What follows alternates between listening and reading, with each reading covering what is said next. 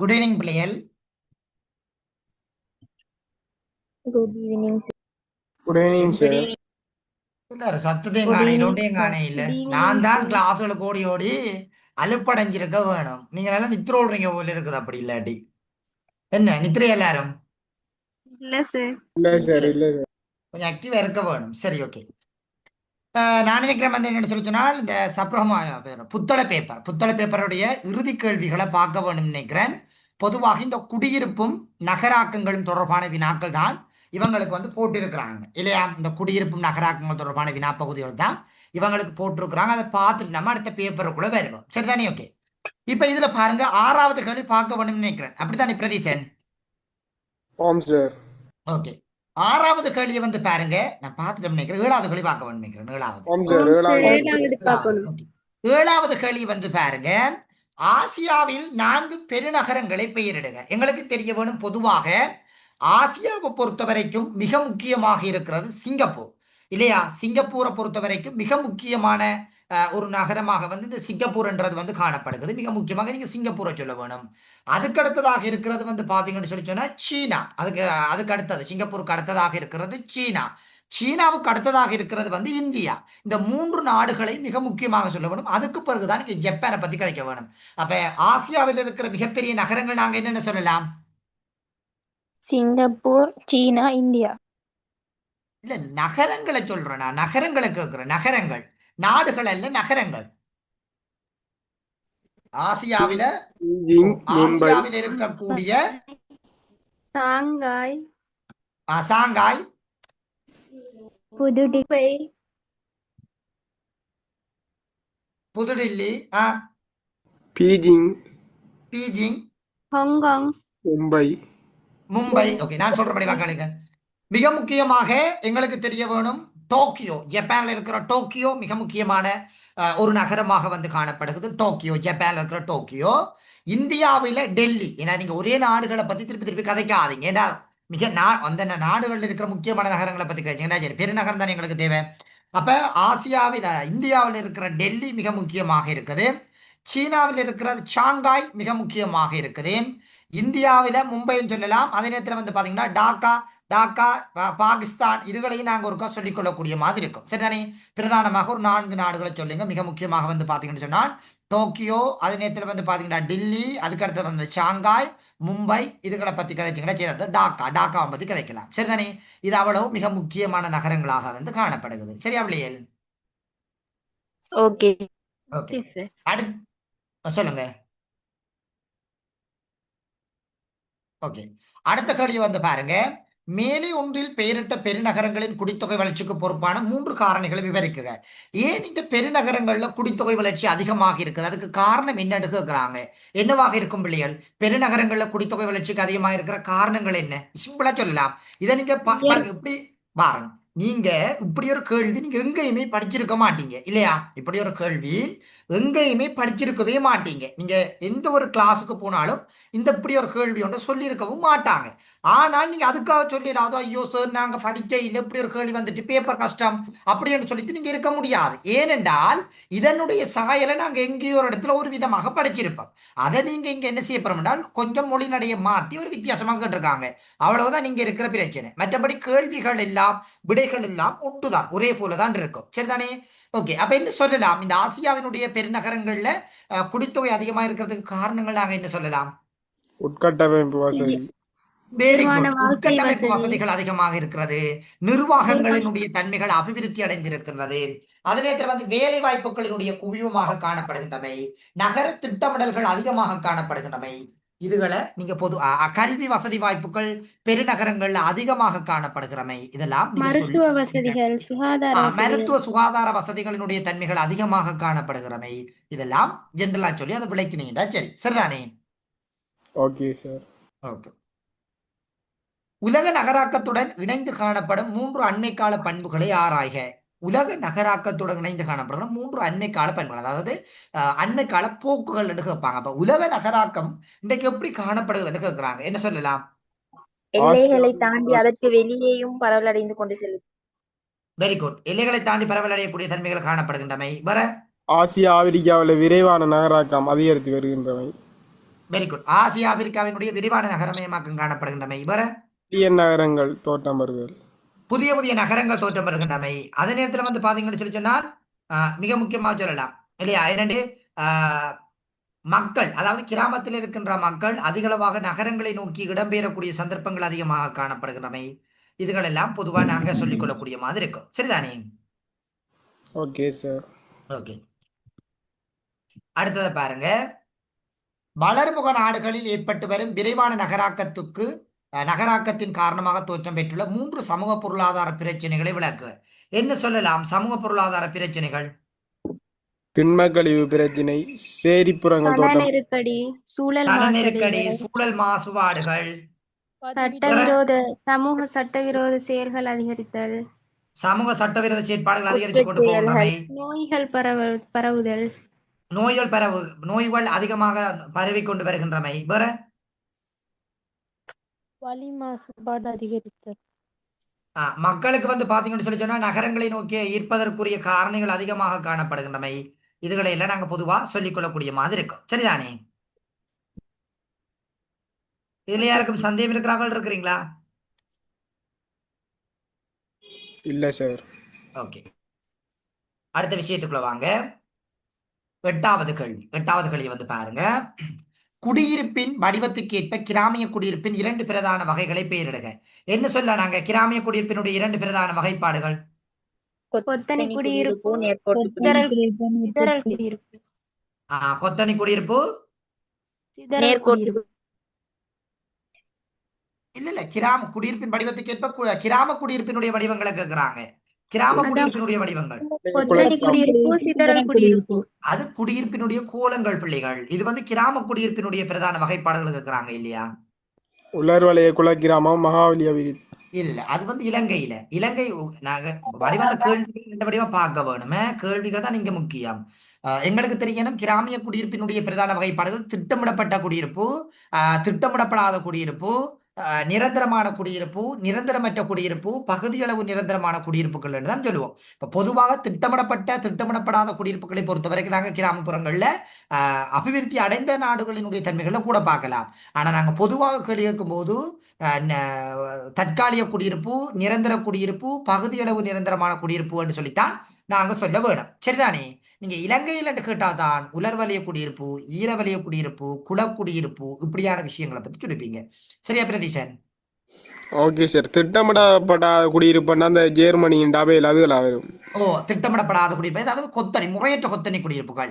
இப்ப திட்டமிடப்படாத குடியிருப்புகள் என்று சொல்லும் போது வந்து பாத்தீங்கன்னு சொல்லி சொன்னால், இப்ப உதாரணமா சொல்லுவோமே, இப்ப எங்கட இலங்கையை பொறுத்த வரைக்கும் பிள்ளைகள் எப்படி ஒரு நகரமயமாக்கம் அல்லது ஒரு குடியிருப்பு எப்படி இருக்க வேண்டும்ன்றதுக்குரிய ஒரு சிண்டெக்ஸ் ஒன்று இருக்குது. சரிதானே? இப்ப உதாரணமா சொல்ல போனோம் என்றால், இப்ப உதாரணம் எங்களுக்கு சட்டங்கள் தெரியாது தானே. நாங்க சட்டங்கள் தெரிகிறதும் இல்லை, சட்டங்களுக்கு தெரிஞ்சு நாங்க கதைக்கிறதும் இல்லை. அதான் எங்களுக்கு உண்மையிலேயே இருக்கக்கூடிய மிக முக்கியமான பிரச்சனை. ஆனா இன்றைக்கு, அதாவது இன்றைய சமூகங்களை பொறுத்த வரைக்கும் பிள்ளைகள் என்னன்னு சொன்னால், அரசாங்க வேலைகள் செய்யறவங்க நிறைய பேர் பயப்படுறாங்க. சரிதானே? அது ஜிஎஸ்ஆ இருக்கலாம், அல்லது ஏதாவது ஒரு டிஎஸ் ஆபீஸ்ல ஒர்க் பண்ணக்கூடியவங்களாக இருக்கலாம், டீச்சர்ஸா இருக்கலாம். நிறைய பேர் இன்றைக்கு பயந்து தான் இன்றைக்கு கவர்மெண்ட் ஜாப் ஒர்க் பண்ணக்கூடிய சந்தர்ப்பங்கள் வந்து கூடுதலாக இருக்குது. இதுக்குரிய காரணம் என்னன்னு கேட்டீங்கன்னா, இன்றைக்கு முழு பேருக்கும் சட்டங்களினுடைய தன்மைகள் வடிவா தெரியும். ஏனென்றால் இன்றைக்கு லோன்றது வந்து பாத்தீங்கன்னா ஒரு எக்ஸ்ட்ரா டிகிரியா கொண்டு வந்ததுக்கு பிறகு நிறைய பேர் லோ படிக்க வலிக்கிட்டாங்க. விளங்குதானே? அப்ப அதனால நிறைய பேருக்கு சட்டங்கள் தெரியும் என்ற ஒரு ரீதியில இன்றைக்கு எல்லாருக்கும் ஒரு பயம்ன்றது வந்து இன்றைக்கு இயல்பாகவே வந்து காணப்படுகிறது. சரிதானே? இப்ப பொதுவா நாங்க சொல்ல போனோம் என்றால் எங்களோட வீதி இருக்குத்தானே. இப்ப எங்களோட நடுவுல ஒரு வெள்ளக்கூட அடிச்சிருப்பாங்க, இங்கால வந்து முறிந்த கோடுகள், சரி நடுவுல முறிந்த கோடுகள் அடிச்சிருப்பாங்க, இங்க ரெண்டையும் வெள்ளக்கூட அடிச்சிருப்பாங்க. இதான எங்களோட வீதியினுடைய கட்டமைப்புகளாக வந்து இருக்கும். நம்ம பார்த்தோம்னா உங்களுக்கு விளங்கும் வீதியினுடைய கட்டமைப்புகள். இப்ப பிள்ளைகள் இந்த இருக்கிற முறிந்த கோட்டு, அதாவது நடுப்பகுதியில இருந்து சரியாக 50 மீட்டர் தூரத்துல தான் எங்களுக்கான கட்டடங்களும் அல்லது வந்து ஏதாவது கடை தொகுதிகளும் அமைய பெற்றிருக்க வேணும். 50 மீட்டர் தூரத்துல தான் இது வந்து இருக்க வேணும். ஆனால் நீங்க போய்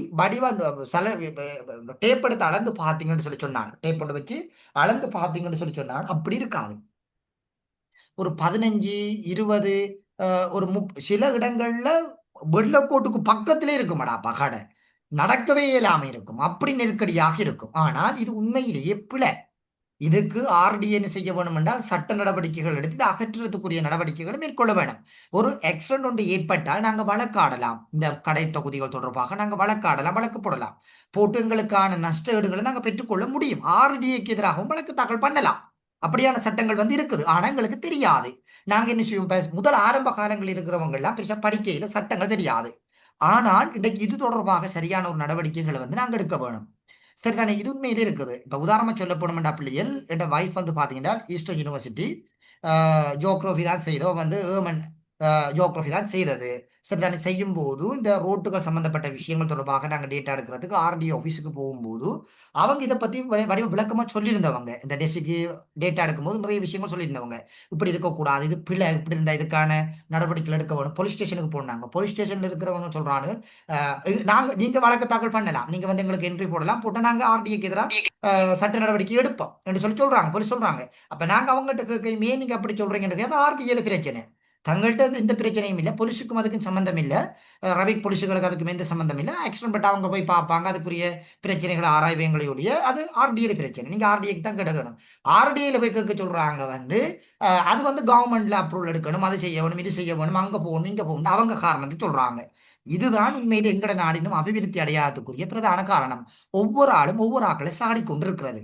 ஆனால் வெளிநாடுகளுக்கு போனீங்கன்னு அப்படி பாருங்க, அந்த ரோட்டில இருந்து ஆஹ் ஆஹ் கடைகளோ அல்லது ஏதாவது கட்டடங்களோ எங்கேயோ தூரத்துல இருக்கும்.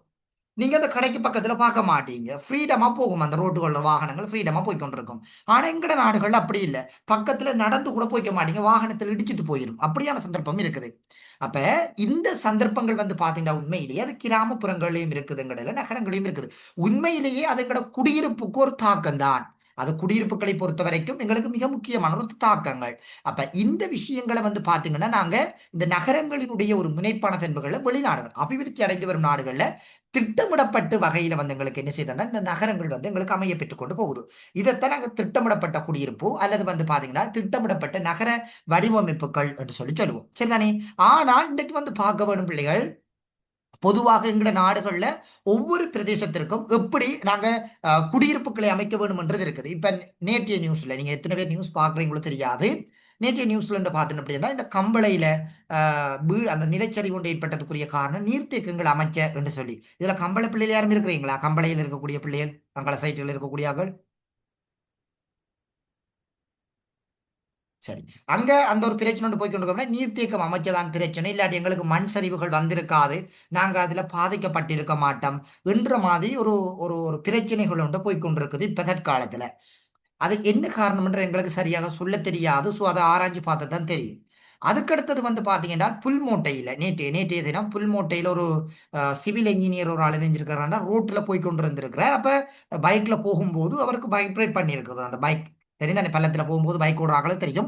இப்ப நம்ம ஒரு குறிப்பிட்ட ஸ்பீட்ல போனோம் என்றால், இப்ப உதாரணமா வந்து பாருங்களேன், இப்ப நம்ம பைக்ல ஓடும்போது 70 தாண்டோம்னா எங்களோட பைக் எங்களை விட்டு போயிட்டு, பைக்குக்கும் எங்களுக்குமான தொடர்பு தூரத்துல நிக்குது.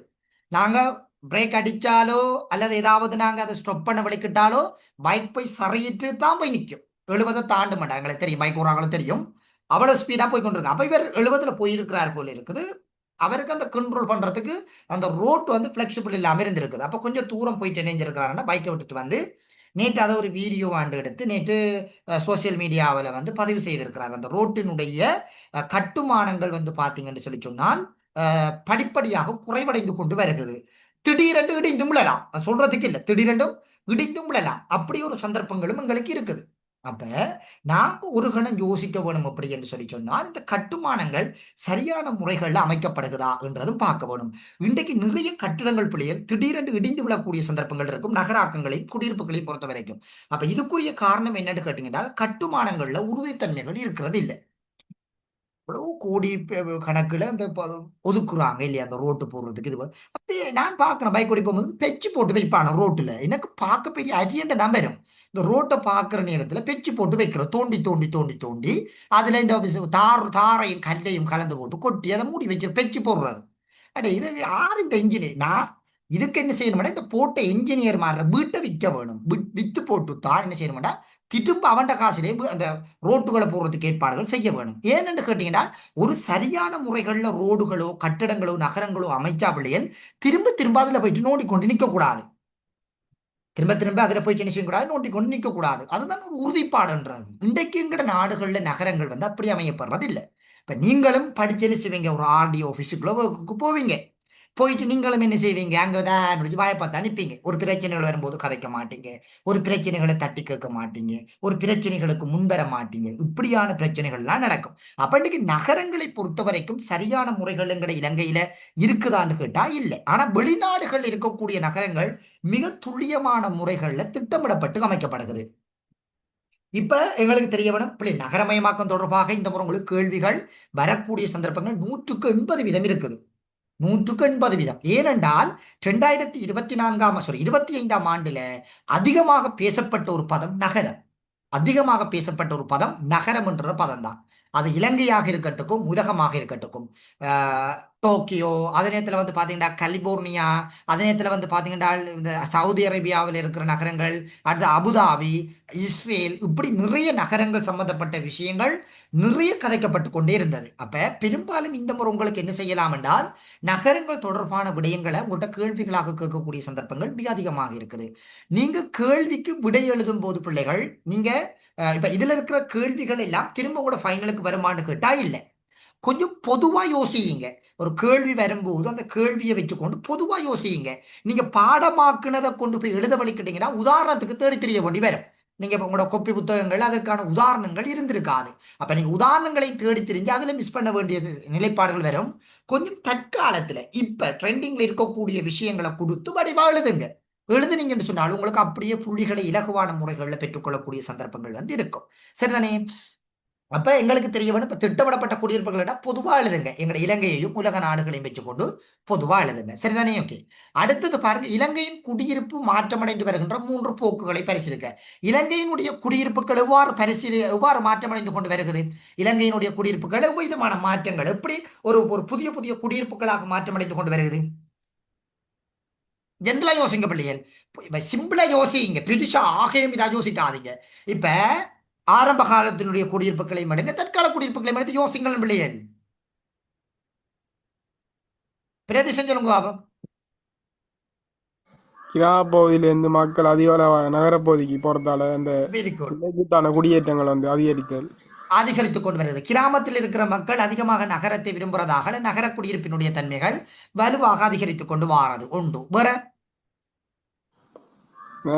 மக்கள் வந்து தங்களோட தொழில் நிமித்தம் காரணமாக வேறு இடங்களுக்கு போறதால அங்கே அவங்க குடியேற்றங்களை நிறுவுவது.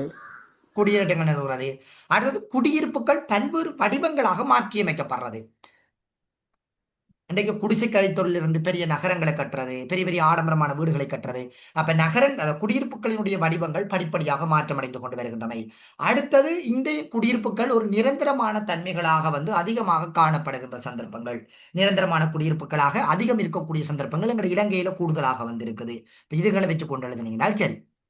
இலங்கையின் நகர குடியிருப்புகளினுடைய பரம்பலை பாதிக்கின்ற 3 காரணிகளை பரிசீலிக்க. இலங்கையினுடைய நகர குடியிருப்புகளை பாதிக்கக்கூடிய காரணிகள் நாங்க என்ன சொல்லலாம்? இலங்கையினுடைய நகர குடியிருப்புகளை பாதிக்கின்ற காரணிகள், இலங்கையினுடைய நகர குடியிருப்புகளை பாதிக்கின்ற காரணங்கள் என்ன சொல்லலாம் பிள்ளைகள்?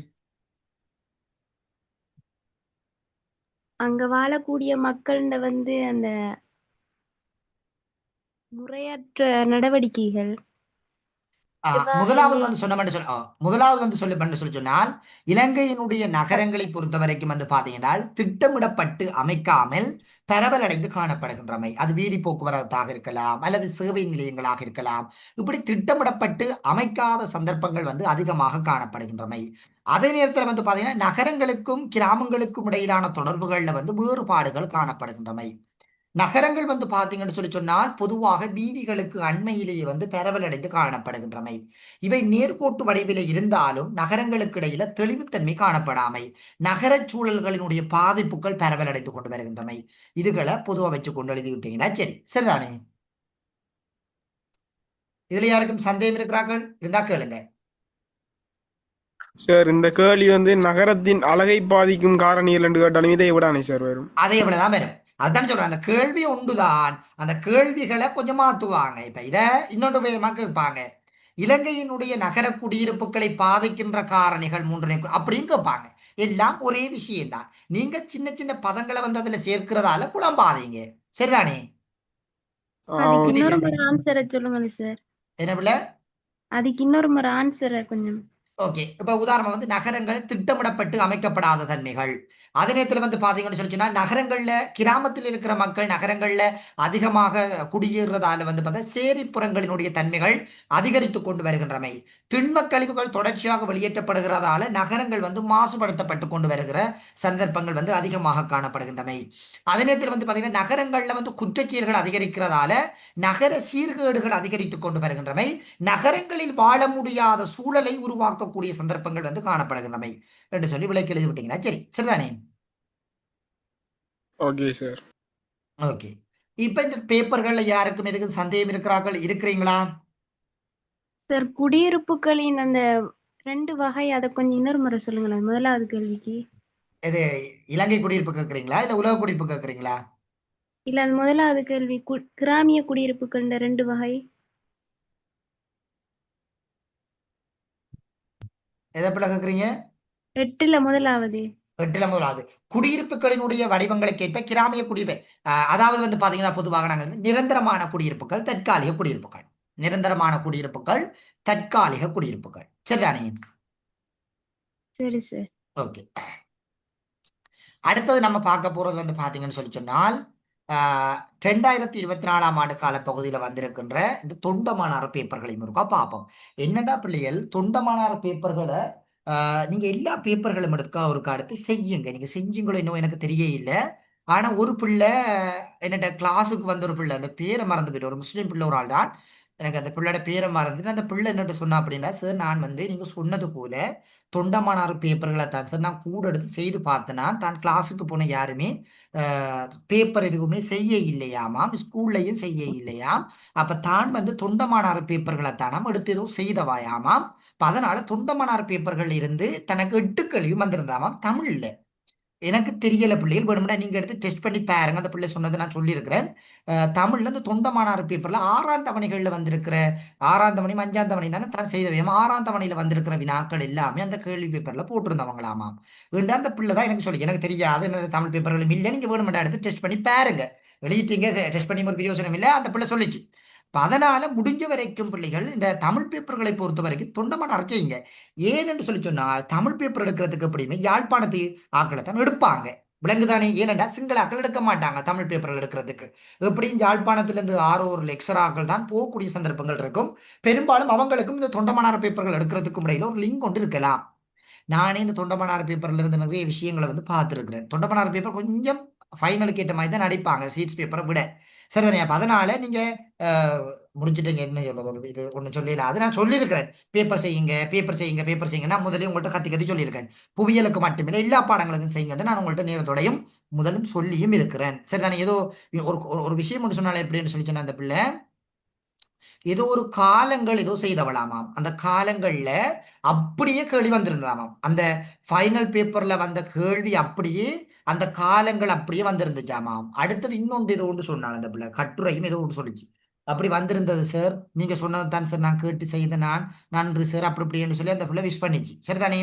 ஆஹ் அந்த பிள்ளை விஷ் பண்றது அடுத்த கட்ட நடவடிக்கை. சொல்ற பேச்சை கேட்டுச்சு, அதெல்லாம் முதலாவது பிரச்சனை. இப்ப சொல்ற பேச்சை எந்த பிள்ளை கேட்டு அதை பிரிய வைக்குதோ அந்த பிள்ளைக்கு கடவுள் ஆசீர்வாதம் எப்பயும் இருக்கும். கஷ்டப்படுற பிள்ளைகளுக்கு கடவுள் ஆசீர்வாதம் இருக்கும். அதான் என்னுடைய நோக்கம். சரி, கஷ்டப்படுறவங்களுக்கு கடவுள் ஆசீர்வாதம் வந்தே சேரும். நீங்களும் கொஞ்சம் பேப்பர்களை கூட செய்யுங்க. தியரிகளை வச்சு கொண்டு வாய்ச்சி கொண்டு இருக்காம முடிஞ்ச வரைக்கும் பேப்பர்களையும் செய்யுங்க. ஐசிடி பாடமும் நிறைய பேருக்கு நடக்கல நினைக்கிறேன். ஐசிடியிலை பேப்பர்கள் எடுத்து செய்து பாருங்க முடிஞ்ச வரை வரைக்கும். சரி, ஓகே. இப்ப இதுல பாருங்க, முதலாவது கேள்வி வந்து பாருங்க, புவியியல் தகவல்களை முன்வைப்பதற்கு பயன்படுத்துகின்ற விசேட நுட்ப முறைகளில் ஒன்று எது? புவியியல் தகவல்களை முன்வைப்பதற்கு, புவியியல் இருக்கிற தகவல்களை முன்வைப்பதற்கு பயன்படுத்தப்படுகின்ற பிரதான நுட்ப முறைகள் என்னன்னு சொல்லி கேட்கிறாங்க. எது வரப்போது? புள்ளி விவர நுட்ப முறை. புள்ளி விவரவியல் நுட்ப முறைமைகள். எங்களுக்கு தெரிய வேணும் பொதுவாக புள்ளிவிரவியல் முறைமைகளும் வரைபடங்களும் வந்ததுக்கு பிறகுதான் புவியியல் ஒரு விஞ்ஞான ரீதியான மாற்றத்துக்கு உள்ளாக்கப்பட்டதுன்றது எங்களுக்கு எல்லாருக்கும் வடிவா தெரியும். சரிதானே? புள்ளிவிரவியல் முறைமைகள் வந்ததுக்கு பிறகு எங்களுக்கு தெரியும் நல்ல வடிவாக புவியியல் ஒரு விஞ்ஞான ரீதியாக மாற்றி அமைக்கப்பட்டது. கணித செய்கைகளாக இருக்கட்டும், அல்லது ஆராய்றதாக இருக்கட்டும், தகவல்களை சேகரிக்கிறதா இருக்கட்டும், அதுக்கு கருத்தளிக்கிறதாக இருக்கட்டும், இப்படி எல்லா விதமான விஞ்ஞான முறைமைகளும் வந்ததுக்குரிய ஒரு அடிப்படை காரணம் வந்து புள்ளிவிரவியலும் வரைவுகள் தான். 2வது கடி வந்து பாருங்க. இலங்கையின் 1/50,000 இடவிலக்க படங்களில் சமாள கோடுகளை வரைந்து காட்டுவதற்கு பயன்படுத்தப்படுகின்ற நிறம் யாது? நீலம். நீலம். சமாள கோடுகளை வரையறதுக்கு பயன்படுத்துற நிறம் என்ன நிறம்? நீலம். நீல நிறம். Very good. சரி, எங்களுக்கு தெரிய வேணும் பொதுவாக இந்த சம ஆழ கோடுன்றது சமமான ஆழங்களினை தொட்டு வரையப்படுகின்ற கோடுகளை நாங்க பொதுவாக சம ஆழக்கோடுகள் என்று சொல்லுவோம். சரிதானே? சம ஆழக்கோடுகள் எவ்வளவு மீட்டர் இடைவெளியில காட்டப்பட்டிருக்கும்? 50 மீட்டர். Very good. 50 மீட்டர் இடைவெளியில காட்டப்பட்டிருக்கும். Very good. புவியியல் தகவல் முறைமையில் பரவல் தரவுகளை களஞ்சியப்படுத்துகின்ற முறையாது? நிறைகளாக நிறைகளாக, அதாவது நிரல்களாகவும் நிறைகளாகவும் எங்களுக்கு என்ன செய்யும் என்று சொல்லி சொன்னால் களஞ்சியப்படுத்தப்படும். காவித்தரவுகள் எப்படி களஞ்சியப்படுத்தப்படும்? புள்ளிகள், கோடுகள், கோடு பல்கோணி. புள்ளிகள், கோடுகள், பல்கோணிகள், அதாவது ஆள்கூறுகளினுடைய வடிவத்தின் அடிப்படையில எங்களுக்கு என்ன செய்யும் என்று சொல்லி சொன்னால் சேமிக்கப்படக்கூடியதாக வந்து இருக்கும். தரைத்தோற்ற படம் ஒன்றில் வீதி தொகுதியினை மட்டும் பிரித்தெடுத்து, கேள்விய வடிவ வாசிங்க. தரைத்தோற்ற படம் ஒன்றுல வீதி தொகுதி ஒன்றினை வந்து மட்டும் தனியே பிரித்தெடுத்து அவை தொடர்பான பகுப்பாய்வு செய்வதற்கு உதவுகின்ற படவரைகலையல் நுட்ப முறை எது என்று சொல்லி கேட்கிறாங்க. எந்த படவரைகலையல்? புவியியல் தகவல் முறைமை. Very good. புவியியல் தகவல் முறைமை. சரி, இதற்காக பயன்படுத்துகின்ற பகுப்பாய்வு முறை எந்த பகுப்பாய்வு முறை? மேற்படிவாக்க பகுப்பாய்வு முறைமைகள். சரிதானே? நாங்க படிச்சிருக்கிறோம். மேற்படிவாக்க பகுப்பாய்வு முறை என்றது ஒரு பிரதேசத்தினை தட்டுக்களாக பிரிச்சு அதுல ஒன்றை பத்தி ஆழமாகவும் கிளியரான வகையிலும் வந்து ஆய்வு செய்யக்கூடியது ஒன்றைத்தான் நாங்க மேற்படிவாக்க பகுப்பாய்வு முறைமைகள் என்று சொல்லி நாங்க சொல்றோம். சரிதானே? அடுத்தது, பூகோள இடைநிலைப்படுத்தல் முறைமையின் அடிப்படை பிரிவுகளில் ஒன்றான விண்வெளி பிரிவில் செய்மதிகள் சுழலுகின்ற வேகத்தினையும் தடவைகளினையும் தருகின்ற விடைத்தெரிவினை தெரிவு செய்ய. எது வரப்பது? 11,000 கிலோமீட்டர் எங்களை புவியினை சுற்றி 2 தடவைகள் பலம் வந்து கொண்டிருக்கக்கூடியதுகளை பார்த்துக் கொள்ளக்கூடியதாக வந்து இருக்கும். அடுத்தது, 1/50,000 இடவிலக்க படங்களில் குறித்து காட்டப்படுகின்ற கரையோர அம்சங்கள் யாவை? எது வரப்போது? 1/50,000 இடவிலக்க படங்கள்ல குறித்து காட்டப்படுகின்ற கரையோர அம்சங்கள் எது வரப்போது? குடா, களப்பு, களிமுகம். 3வது. அடுத்தது, வரைவுகள் அட்டவணைகளை அமைக்கும் போது, வரைவுகளையும் நாங்க அட்டவணைகளையும் அமைக்கின்ற போது தரவுகளை பெறுவதற்கு அடிப்படையாக இருக்கின்ற விடயம் யாது? நாங்க ஒரு வரைவுகள் அல்லது ஒரு சார்ட் ஒன்று அடிக்கிறதுக்கு எங்களுக்கு தரவுகளை பெறுவோம். அதுக்கு அடிப்படையாக இருக்கக்கூடிய அம்சம் என்னவாக இருக்கும்? மூலம். இல்லையா? நாங்க மூலத்தை தான் போட்டு காட்டுவோம். கீழே இருக்கும் மூலம். எங்கிருந்து நான் அந்த தரவுகள் நாங்க எங்கிருந்து பெற்றுக்கொண்ட நாங்க என்ற விஷயங்களை வந்து நாங்க மூலத்துல போட்டு காட்டுவோம். மூலம் மிக முக்கியமானதாக வந்து கருதப்படுகிறது. தற்போது 2ஆம் நிலை தரவு சேகரிப்பதற்கு பரந்தளவில் பயன்படுத்தப்படுகின்ற மூலாதாரம் எது? இன்றைக்கு தெரிய வேணும், எல்லார கைகள்லையும் இணையம் என்றது வந்து இருக்குது. துரிதமான முறைகள்ல எங்களுக்கு தேவைகள் ஏற்படுகின்ற டைம்கள்ல நாங்க தரவுகளை மிக இலகுவான முறைகள்ல பெற்றுக்கொள்ளக்கூடியது ஒன்றாக வந்து பார்த்தீங்கன்றால் இன்றைக்கு வந்து இணையம் காணப்படுகிறது. நூல்கள், நூலக மூலாதாரத்தினுடைய நன்மை தீமைகள் என்ன சொல்லலாம்? டிலுக்ஸா சொல்லுங்க ஆபம். நூலக மூலாதாரத்தினுடைய நன்மைகள் ஒரு 3 சொல்லுங்க ஆபம். நூலக மூலாதாரத்தினுடைய நன்மைகள் 3. நூலக மூலாதாரத்தினுடைய நன்மைகள் 3 என்ன சொல்லலாம்? தரவுகளை சேகரித்து வைக்க உதவும். தரவுகளை சேகரித்து வைக்க உதவுமா? இல்ல, நாங்க இருக்கிற மூலாதாரங்கள். இப்ப நீங்க ஒரு ஆய்வாளன், நீங்க ஒரு ஆய்வு மேற்கொள்ள போறீங்க. நீங்க ஒரு ஆய்வாளன் ஆய்வு மேற்கொள்ள போறீங்க. அதுக்கு நூலக மூலாதாரத்தை எப்படி பயன்படுத்த போறீங்க? அவ்வளவுதான் முக்கியம். இப்படி சிம்பிளா யோசிங்க. பிரதேசம் சொல்லடா அபிவாபம். வெளியிடப்பட்ட வெளியிடப்படாத ஆவணங்களை சேர்த்து வைக்கும். Very good. வெளியிடப்படாத ஆவணங்களினை ஒரே இடத்தில் பெற்றுக்கொள்ளக்கூடியதாக காணப்படுகின்றமை உண்டு. வேற நூலகத்தினுடைய நன்மை என்னன்னு கேட்டா 5ஆம் ஆண்டு பிள்ளைகள் சொல்லுமாடா பகடாவுளி. 5ஆம் ஆண்டு பிள்ளைகளை பிடிச்சி வச்சு கேளுங்க. பிள்ளைகள் உங்களுக்கு நூலக மூலாதாரத்தினுடைய 5 சொல்லுங்கடா, பக்கத்து சொல்லுங்க. நூலக மூலாதாரத்தினுடைய நன்மைகள் என்னன்னு தெரியாம இருக்கிறீங்க. நூலகத்தினுடைய நன்மைகள் என்னடாப்பா? இலகுவாக தகவல்களை வெரி பெற்றுக்கொள்ளலாம். குட். இலகுவான முறைமைகள்ல வந்து ஒரு குறித்த ஒரு இடத்திலிருந்து அதிகமான தகவல்களை பெற்றுக்கொள்ளக்கூடியதாக வந்து காணப்படும். Very good. வேற சொல்லலாம். பழைய மற்றும் புதிய புத்தகங்களை படித்துக் வெரி குட். கொள்ளக்கூடிய வாய்ப்பு பழைய மற்றும் புதிய விடயங்களை ஒப்பிட்டு பார்த்து அறிந்து கொள்றது இன்றைக்கு நூலக மூலாதாரங்கள் வந்து பாத்தீங்கன்னா மிக முக்கியமானது ஒரு விடயமாக வந்து இன்றைக்கு பார்க்கப்படுகிறது. வேற வேற புத்தகங்கள் வாங்க வேண்டிய அவசியம் இல்லாம இலவசமாக நூலகத்துல போய் அனு அப்படியும் எழுதலாம். அதாவது வந்து பாத்தீங்கன்னா காலம் நேரம் வீண்விரயம், காலம் நேரம் பணம் எதுவும் வீண்விரயமாகாத வகையில் நூலக மூலாதாரங்களில் இருந்து தரவுகளை இலகுவாக பெற்றுக்கொள்ளக்கூடியதாக வந்து காணப்படுகின்றமை. நூலக மூலாதாரம் இன்னும் வர இல்ல. சரிதானே? உங்கள்கிட்ட எப்படி கேட்பாங்கன்றதும் தெரியாது. தயவு செய்து சரிதானே? கேள்வியை மாத்தி விட்டான்னு ஈயன் இப்படிதான் இப்ப இங்க போல இருக்கு. என்னடா அவர் இப்படி படிப்பிக்கலன்னு போட்டு ஒரு பிள்ளைய தயவு செய்து ஜென்ரலா யோசியுங்க. நீங்க கிடந்து ஆழமா போய் இறங்கிட்டீங்கன்றால் நீங்க செஞ்சுக்கவே மாட்டீங்க. புவியியல் பேப்பர் கஷ்டம்தான். நீங்க எல்லா விஷயங்களுக்கும் பிள்ளைகள் பொதுவா ஜென்ரலா யோசியுங்க. நிறைய பிள்ளைகள் நீங்க பேப்பரை பார்த்துட்டு பயப்படுறதுக்குரிய காரணம் நீங்க படிச்சது வரலன்னு நிக்கிறது. அங்க படிச்சது ஒன்றும் வராது. படிச்சதை வச்சுக்கொண்டு உங்களுக்கு சரியான முறைகள்ல விளக்குறதுக்கு தெரிஞ்சிருக்க வேணும். அதுதான் கெட்டிக்காரத்தனம். படிச்சதை வச்சுக்கொண்டு சமாளிக்க தெரிஞ்சிருக்க வேணும். அஸ்மா அஸ்மா சொல்லுங்க பாப்போம். நூலக மூலாதாரத்தினுடைய தீமைகள் என்ன சொல்லலாம்? 3 சொல்லுங்க பாப்போம். நூலக மூலாதாரத்தினுடைய தீமைகள். பரந்தளவான தகவல்களை பெற்றுக்கொள்வது கடினமாக இருக்கும். விலங்கையில பெருந்தரமான தகவல்களை பெற்றுக்கொள்வது கடினமா? எதை சொல்ல வாரீங்க? எப்படி விளக்குவீங்க இதுக்கு? உண்மைத்தன்மை குறைவாக காணப்படும். இதை விட கொஞ்சம் அதை நீங்க கடைசி பாயிண்ட்டுக்கு போடுங்க. கொஞ்சம் முக்கியமான பாயிண்ட்டுகளுக்குள்ள வாங்க பாப்போம். முக்கியமான பாயிண்ட்டுகளுக்குள்ள நான் படிப்பிச்சு இற்றைப்படுத்தப்பட்ட தரவுகளை பெறுவது கடினமாக இருக்கும். அதை சொல்லலாம்.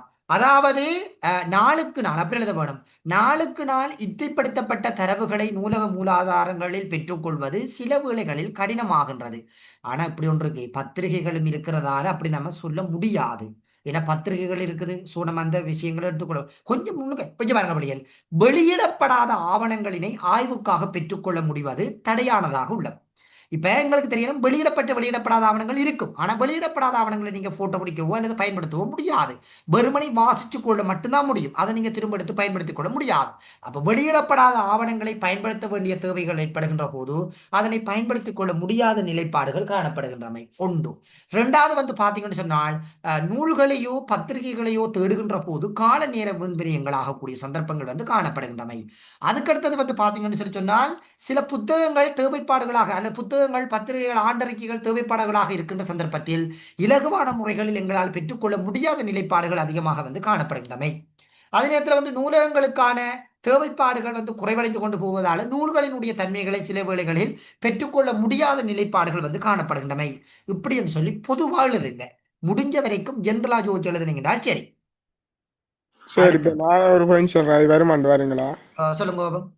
இப்போ நாம் தேடி வந்த புத்தகத்தை வேறொருவர் இரவல் வெற்றி சென்று சொல்றது வருமா? அப்படி சொல்லலாம். தேவையான தரவுகளை குறித்த நேரத்தில வந்து பெற்றுக்கொள்வதில் வந்து ஒரு கடினமானதாக காணப்படுகிறது என்று தலையங்கம் போட்டு பிரதிசை நீங்க அதுக்கு கிளந்த விஷயத்தை வச்சு எழுதலாம். Okay sir. சரிதானே? என்றால் அங்க இப்ப சில டீச்சர்மார் தம்பியாக்கள் ஆகை மூவரா நோண்டி பிடிச்சு கொண்டு நிற்பாங்க. சரிதானே? மார்க்ஸ் குறைக்கிறதுல தேவையில்லாத உண்டை நோண்டி பிடிச்சு கொண்டு நிற்பாங்க. மார்க்ஸ் குறைக்க வேணும்ன்றதுக்காக. அப்ப நீங்க சில விஷயங்களை டைரக்டா எடுத்து கொடுத்து விட்ட உடனே இப்படி குறைச்சு விட்டுருவாங்க மார்க்ஸுகளை. அதனால நாங்க அவங்களையும் சமாளிச்சு எங்களுக்கு மார்க்ஸ் வரக்கூடிய தன்மைகள்ல நீங்க விளக்கங்கள் எழுத வேணும். சரியா பிரதீசன்? Okay sir. ஓகே. அடுத்தது பாருங்க. கீழே ABCD என வரைந்து காட்டப்பட்டுள்ள படங்களை அவதானித்து சரியான விடையினை தெரிவு செய்க. வடிவ அவதானிங்க. ABCD அவதானிங்க. ஏயில இருக்கிறது என்னவாக இருக்கும்? குத்துச்சாய்வு. மற்றாக்கள் குத்துச்சாய்வு. சரி. உங்களுக்கு இப்படி படங்கள் வந்தால் முதல் உங்களுக்கு நல்ல வடிவா தெரிகிற விஷயங்களை முதல் டிக் பண்ணுங்க. சரிதானே? இப்ப பாருங்க. இந்த இருக்கிறது எங்களுக்கு என்னவாக இருக்கும்? டியில் மின்சாய்வு இருக்கிறது வெண்சாய் வெண்சாய் மற்றாக்கள்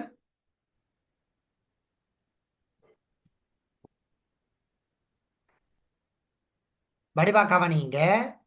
இது 200 400 600 800 1000 100 80 100 120 அப்படின்னு சொல்லி வருகுது.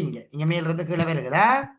ஓகே, இது மென்சாய் வந்து சொல்லி சொல்றீங்க. ஓகே, அடுத்த பாருங்க. இது என்னவாக இருக்கும்? குவிவுச்சாய் இது என்னவாக இருக்கும்? குவிச்சாய்வு எங்களுக்கு இங்க பாருங்க, இந்த பகுதி எங்களுக்கு 5 நெருக்கமாக இருக்குது, இந்த பகுதி எங்களுக்கு 5 இருக்குது. அப்ப இதங்களுக்கு தாழ்வான பகுதி, இதங்களுக்கு உயர்வான பகுதி, உயர்ந்து கொண்டு வருகிறது.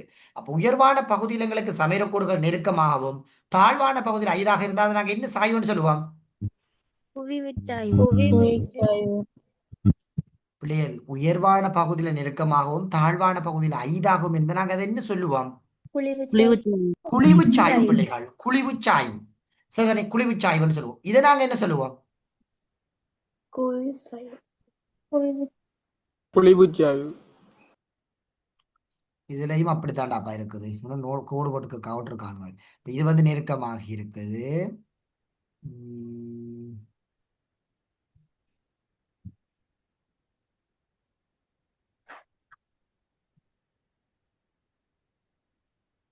ஆனா இந்த கேள்வி கொஞ்சம் பிளபிள்ளையல் சரிதானே. இதுல முதலாவது இருக்கிறது வந்து பாத்தீங்கன்னா சரிவுச்சாய்வு. முதலாவது இருக்கிறது எங்களுக்கு தெரியும் சரிவுச்சாய்வு. தாழ்வான பகுதியில் 5 அதுக்கு இடைப்பட்ட பகுதியில் நெருக்கமாகவும் மீண்டும் 5 இருக்குது. ஆகவே முதலாவது இருக்கிறது சரிவுச்சாய்வு. 2வது இருக்கிறது வந்து பாத்தீங்கன்னு சொல்லி சொன்னால் தாழ்வான பகுதியில சமயக்கோடுகள் 5 உயர்வான பகுதிகளில் சமயக்கோடுகள் நெருக்கமாகவும் இருக்குது. இது என்னவாக இருக்கும்? குழிவுச்சாய்வுகளாக இருக்கும். இது நாங்க சொல்லுவோம் வந்து குழிவுச்சாய்வுகளாக இருக்கும். இதுல இதையும் அதையுமாய்த்தான் அடிச்சு வச்சிருக்கிறாங்க சரிதானே. தாழ்வான பகுதியில 5 உயர்வான பகுதியில நெருக்கமாகவும் இருக்குது. இது என்னவாக இருக்கும்? இதுவும் குளிர்ச்சாய்வாத்தான் இருக்கும். இது வந்து மென் சாய்வாக இருக்கும். உயர்வான பகுதி என்னது? சீல வந்து மேலுக்கு இருக்கிறது உயர்வான பகுதி, அதுதான் 5 இருக்கு. இலங்கையில தம்பி சிக்கும் பிக்கும் வித்தியாசம் இருக்கே சார். சிக்கும் பிக்கும் வித்தியாசம் இருக்குன்னு சொல்றீங்களா? ஓகே, இப்ப இது எங்களுக்கு தெரிய வேணும். இதை ஆகை நெருக்கி இருக்க வேணும். இவங்க அண்ணளவா எடுத்திருக்கிறாங்க. இப்ப நம்ம இந்த படத்துக்கு ஏற்ற மாதிரி இப்படியே பார்ப்போமே. இதுல எங்களுக்கு மென் சாய்வு தான் வரப்போகுது. இந்த இருக்கிறது மென் சாய்வு. ஆனா இவங்க மென் சாய்வு, இது வந்து குவிவுச்சாய்வு, குழிவுச்சாய்வு, வந்து குத்துச்சாய்வு எடுத்திருக்கிறாங்க. இது குத்துச்சாய்வு வராது. இதுக்கு முதலாவது வரும். இது வந்து குத்துச்சாய்வு வராம ஒன்று இவங்க என்ன செஞ்சிருக்கணும்டாப்பா, ஒன்று இப்படி படம் போட்டு காட்டியிருக்க வேணும் இல்லையா? அப்படி ஒன்று செய்யாம சும்மா டைரக்டா படத்தை போட்டு போட்டு கேட்டு வச்சிருக்கிறாங்க. இவங்க எங்கேயோ இடத்துல பாத்துக்கிட்டு இருப்பாங்க. இதுல நீங்க முதலாவது வந்து மட்டும் நீங்க அதை மீன் சரிவிச்சாய் ஒன்று மாத்தி விட்டீங்களா? சரி, முதலாவது மட்டும் நீங்க இதை சரிவிச்சாய் ஒன்று மாத்தி விட்டீங்கன்னு சொன்னால் சரி சரிதானே. மற்றதெல்லாம் ஓகே, மற்றதெல்லாம் பிரச்சனை வராது. இது வந்து சரிவிச்சாய் வந்து வந்திருக்க வேணும். ஆனா இவங்க ஒருவேளை இந்த நடுவில் இருக்கிற பகுதிகளை மட்டும் பார்த்துட்டு குத்திச்சாய் ஒன்று எடுத்தாங்களோ தெரியாது சரிதானே. இதெல்லாம் குழம்பாதீங்க. இப்படி எல்லாம் உங்களுக்கு ஆகையும் வர குழப்புற மாதிரி இருக்காது. சிம்பிளா பார்த்து கண்டுபிடிக்கக்கூடிய மாதிரி தான் இருக்கும் சரிதானே. அடுத்தது பாருங்க. ஓகே, கீழே ABCD என வரைந்து காட்டப்பட்டுள்ள 150,000 இட விளக்கப்படங்களில் பயன்படுத்தப்படும் குறியீடுகளின் சரியான ஒழுங்கினை தெரிவு செய்ய. முதலாவது இருக்கிற என்னது? பாதுகாக்கப்பட்ட வனை இல்லை. இரண்டாவது நடைபாதை. மூன்றாவது ஒற்றை ஒற்றை வழிப்பாதை. அடுத்தது சுரங்க வழிப்பாதை.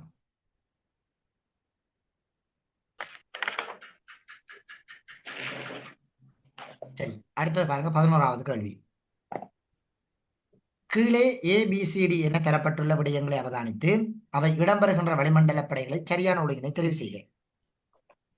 மூன்றாவது ஏயில வளிக்கோளத்தில் நீராவி முகில் உருவாக்கம் இடம்பெறுகிறது. எங்க இருக்குது? மாறன் மண்டலத்துல. வளியோட்ட போகக்கூடியதாக இருக்கும். எங்க? இடைமண்டலத்துல. 1500 பாகை செல்சியஸ் வெப்பநிலை காணப்படும். புவியை நோக்கி வருகின்ற விண்கற்கள் ஈர்க்கப்படும். எங்க? படைமண்டலம். உயிர்கோளத்தினுடைய விசேட பண்பாக அமைவது. சமுத்திர வளிக்கோளத்திற்கும் இடையில் நீர் பரிமாற்றம் செய்யப்படுகின்றது. எது வரப்போது எங்களுக்கு? 4வது தாவரங்கள் மற்றும் விலங்கினங்களினுடைய உயிர் பல்வகமை காணப்படுகின்றன.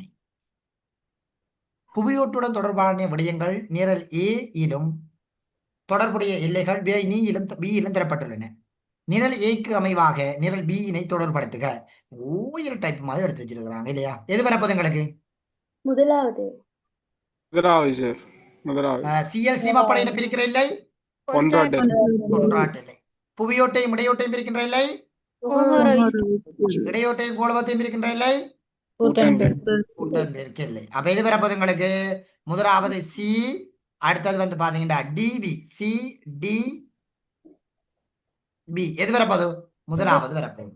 சரிதானே? Okay sir. அந்த ரெபடியல்ல வந்து மேல் மூடியும் கீழ் மூடியும் இருக்கிறல்ல, ஓ, மேல் மூடியும் கீழ் மூடியும் பிரிக்கின்ற இல்லையே ரெபிடி எல்லை எண்ணுவாம். இதுல போமன் எல்லை இல்ல லேமன் எல்லைன்னு வந்திருக்க வேணும். அது போமன் எல்லை இல்ல லேமன் இல்லையா? ஓகே.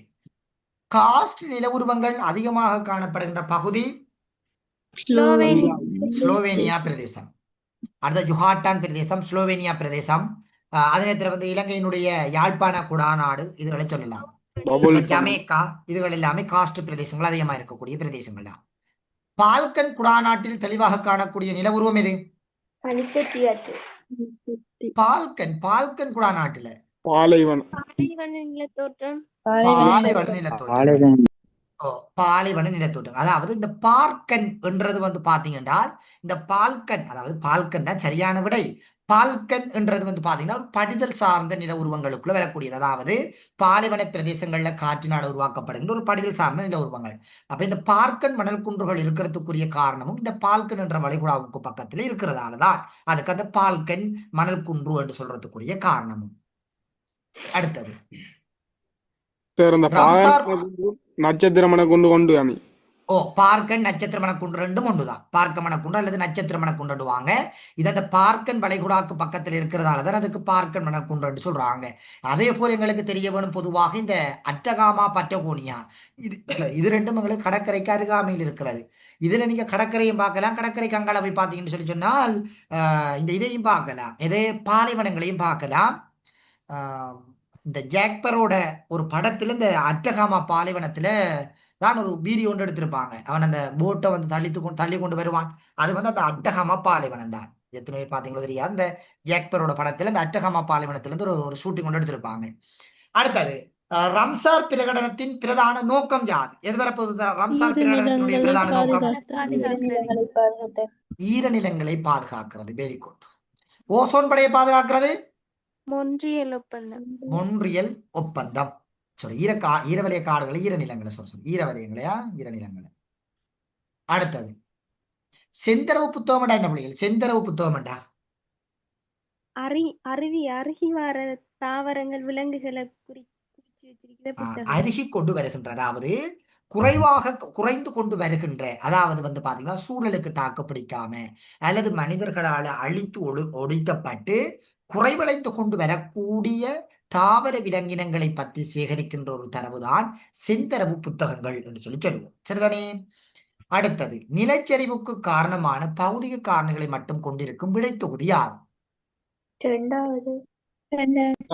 இரண்டாவது சாய்வான கூடங்களின் மாற்றமும் செறிவான மழைப்பொழிவுகளும். மற்றதெல்லாம் மானிட காரணிகள் இருக்குது. அதிக நீரை பற்றி வைத்திருத்தல், நுண்ணிய கனிம துணிக்கைகளை கொண்டிருத்தல் ஆகிய பண்புகளை கொண்டிருக்கின்ற இலங்கையினுடைய மண் வகை யாது? செங்கபிலற்ற சொல் மண். இந்த மண் எங்களுக்கு என்னது? ஒரு பலமான மண்ணாக வந்து பார்க்கப்படுகிறது இல்லையா பிள்ளைகள்? அடுத்தது புவித்தகட்டில் இரண்டாம் வகை நில உருவங்களை அதிக அளவில் உருவாக்குகின்ற அகவிசை தொழிற்பாடு எது? இல்ல எது வரப்போது? புவி அசைவு. புவி அசைவுக்கு அடுத்ததான் எரிமலை தொழிற்பாடு. முதலாவது புவி அசைவு வந்தா உங்களுக்கு எரிமலை தொழிற்பாடுகள் வரும். ஆனா எரிமலை தொழிற்பாடுகள் வரும், புவி அசைவு எரிமலை தொழிற்பாடு வரும். ஆனா புவி அசைவு தான் அதிகமாக எங்களுக்கு நில உருவங்கள் உருவாக்குகின்ற காரணிகளாக இருக்கும். இந்த கண்டவாக்க மலையாக்க விசை, கண்டங்கள் சமுத்திரங்கள் உருவாகிறதுக்குரிய பிரதான அடிப்படை எல்லாம் இந்த புவி அசைவில தான் வந்து தங்கி இருக்குது. ஓடும் நீரினால் உருவாக்கப்படுகின்ற அரித்தலின் 3 முறைமைகளும் என்னென்ன? நாலாவது எது வரப்போது? உராய்தல், தேய்த்தல், அரைந்து தேய்த்தல். ஆனா இது இப்ப மாத்திருக்கிறாங்க இல்லையா? இப்ப முதலாவது தேய்த்தல், கரைசல், நீர்முறை தாக்கம், உடைந்து தேய்த்தல் ரெண்டு மாத்திருக்கிறாங்க. இவங்க பழைய இதுல அப்படியே போட்டு விட்டுருக்குறாங்க. ஓகே.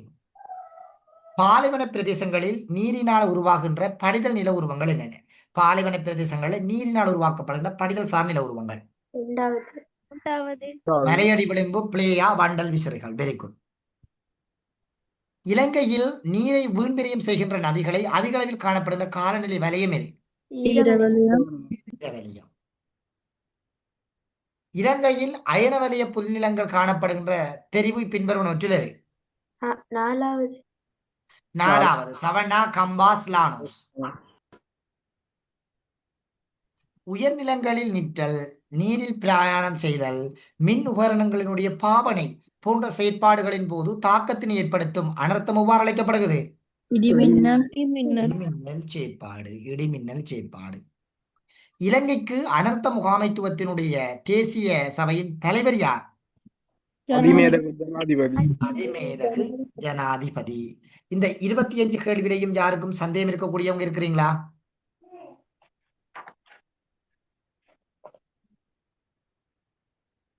இல்லை சார். சரி, ஓகே. மற்ற விஷயங்களை நைட்டு 10 மணி கிளாஸுகளில் மற்ற விஷயங்களை ஒவ்வொன்று ஒன்றா பார்த்து கொண்டு வருவோம். சரிதானே? குரூப்ல ஓட்டுங்க சார். நான் போட்டு வரேன். நாளைக்கு 12 மணிக்கு போடுவோமே. எனக்கு எப்பப்ப ஃப்ரீ இருக்குதோ பிள்ளைகள் அந்த டைம்ல நான் கிளாஸ்கள் போட்டு கொண்டு தான் இருப்பேன்.